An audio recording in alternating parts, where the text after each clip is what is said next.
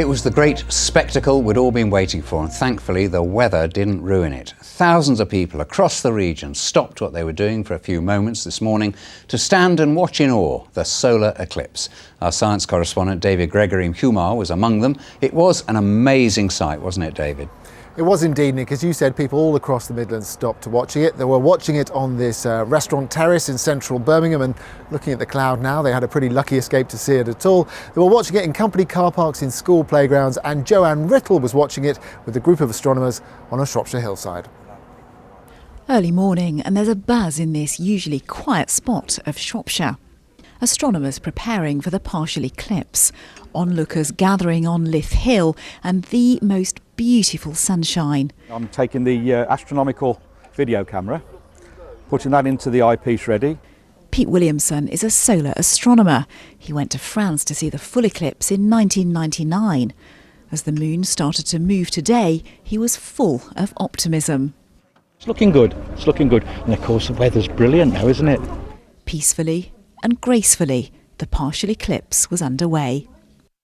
It's amazing. We're almost at the peak now, and it's starting to feel a little bit chilly, and it's going a little bit darker. The birds stopped singing, and suddenly the middle of a sunny morning felt a bit like a cool summer's evening. We're at about 95% coverage of the sun, so that's the peak. It's making the hair stand up on the back of my neck, and the images that are coming back are so sharp. But it's not just down to clear sky. You need a thing called the jet stream to be out the way, and it's out the way today, so it's allowing us to get a really, really clear view. We've now got what looks like a crescent moon of the sun, if you like. There's just that nice little slither round the bottom. It's looking really, really good at the moment. How are you feeling to be here watching it? A bit cold, actually. It's gone a bit chilly now, as it does when the moon crosses the sun. I was coming up for a ride this morning. Obviously knew the eclipse was happening. I didn't think about how many people would be up here.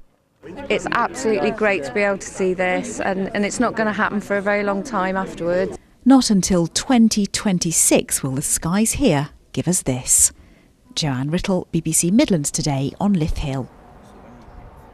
So that's what you can see with some pretty expensive high-tech solar telescopes. But I went to watch the eclipse with a group of school children in Wolverhampton, and they were using these simple paper solar glasses to watch the eclipse, but they were still determined to do some pretty useful science as they observed it. And my report also contains some of the best video and pictures you've been sending us all day.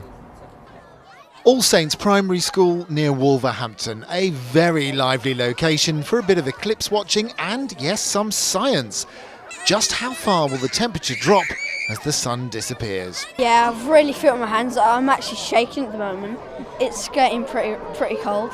I've got the temperatures are going lower as the moon covers more of the sun, so it's definitely getting much colder. The data we've collected will go to a meteorological website that's collecting data about the solar eclipse temperatures. In the end, the temperature in the playground fell by 1.5 degrees. Well, the last time I watched the eclipse was also in Wolverhampton, and it was a complete cloudy washout. This time has been amazing. And to see it here with a whole new generation of potential young scientists and astronomers inspired by what they've seen has been fantastic. In Kidderminster, viewer Anita Lysette proved a colander can be used for eclipse viewing, producing tons of tiny crescent suns. And Morton Hall School in Oswestry turned the cameras on the school, not the sun, so you can see the spooky dimming as daylight dipped, as 90% of the sun was covered by the moon.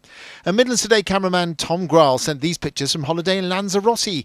3,000 kilometres south of the Midlands, the moon covered much less area of the sun itself. I can see it right now. Earlsdon Primary in Coventry even had an eclipse picnic for parents and children on the school playground. It is really amazing. From right across the region, you've sent us your pictures of the eclipse. In Leek, Mark Smith got creative with a clock tower. In Redditch, Marcus Killingworth sent in a solar series showing the movement of the moon from right to left in front of the sun, as did Jess Norton. David Morgan snapped eclipse and a passing bird, while Graham Pete in Armbridge and Jordan Beardsley in Shirley got creative with solar shadows.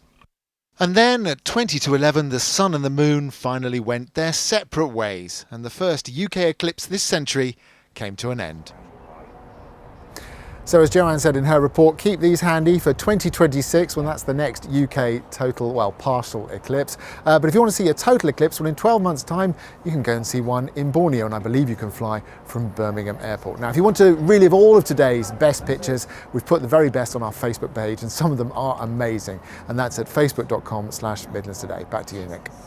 David, thanks. So what have you seen? That it's got a lot colder and the sun's practically disappeared. So what did you think of it? I'm whizzing along, mate. Okay, mate. Okay, what did you think? I think it's amazing because, you know, you only get to see it a few times in your life, and it's completely covers the sun. Well, not completely, 92%.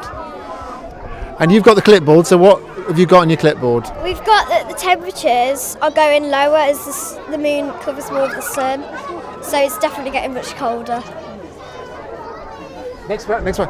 Can you feel it getting colder? Yeah, I really feel it on my hands. I'm actually shaking at the moment. It's getting pretty cold.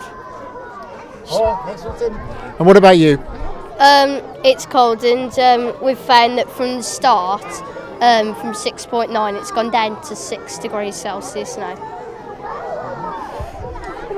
So, yeah, we're finding out that the later it gets, the colder it gets in the temperature, and it's just really amazing to see the eclipse happen. Last one. Hang on a second, let me get you in focus, 1 second. Okay. The data we've collected will go to a meteorological website that's collecting data about the solar eclipse temperatures over the world. That's great. I like all of those. Let me get a shot.